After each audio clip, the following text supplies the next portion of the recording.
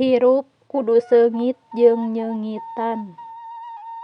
Urang tangtu geus pada apal kana endog, tomat, jeung kopi. Boh warnana, boh bentukna, atawa rasana.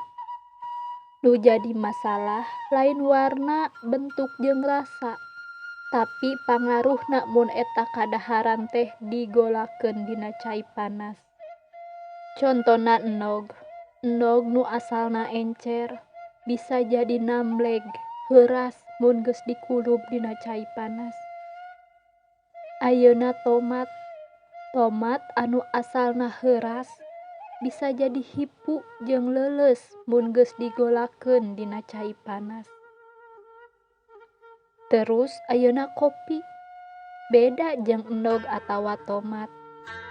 Kopi mah mun digolakeun dina cai panas, angger wae dedegna masih keneh aya.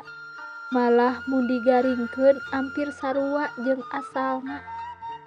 Bedana ari kopi mah bisa mere seungit jeung rasa kana eta cai.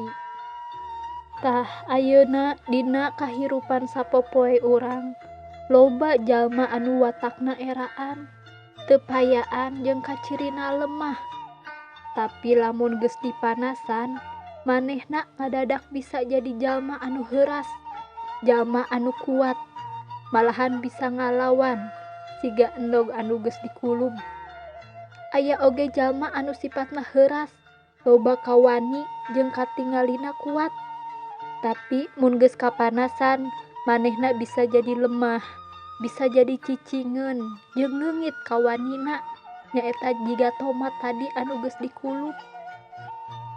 Terus aya oge jalma lamun kapanasan teh sipatna teu robah jiga kopi anu tadi. Manehna mampuh neuleuman kahirupan, rek kumaha wae kaayaan hirup jeung lingkungan.